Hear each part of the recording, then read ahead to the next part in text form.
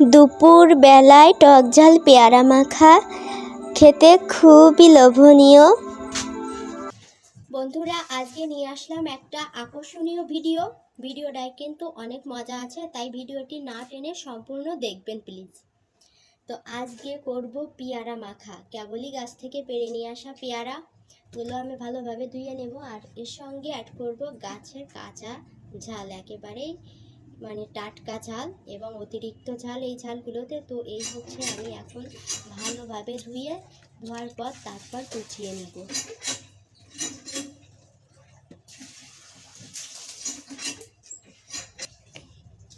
বন্ধুরা দেখেন আমার পেয়ারা কুচানোর পদ্ধতিটা।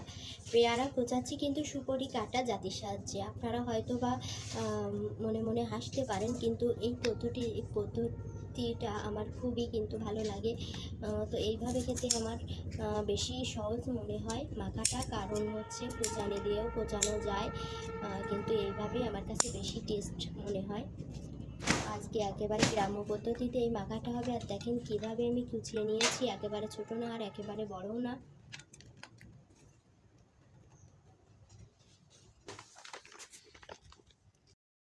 দেখেন বন্ধুরা, মাখানোর জন্য একেবারে রেডি। তো এই যে মাখানো চলছে।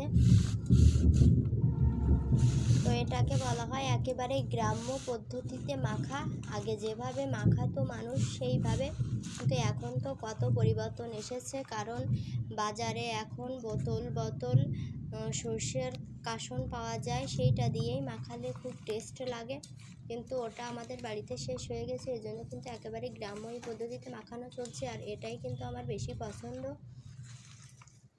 তো আপনারা খেতে চাইলে চলে আসতে পারেন।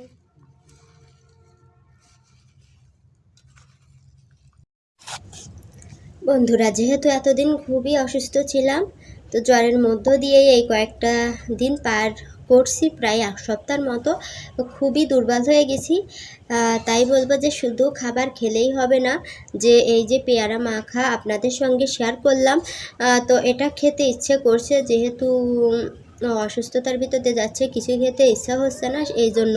কিন্তু শরীরের পুষ্টির জন্য কিন্তু দরকার এরকম ভিটামিনযুক্ত খাবার। আর দুধ নিয়েছি আমি, তো প্রতিদিন 2 গ্লাস করে দুধ খাচ্ছি, আর আমাদের দেশি গরুর দুধ, তো অনেক ভিটামিন।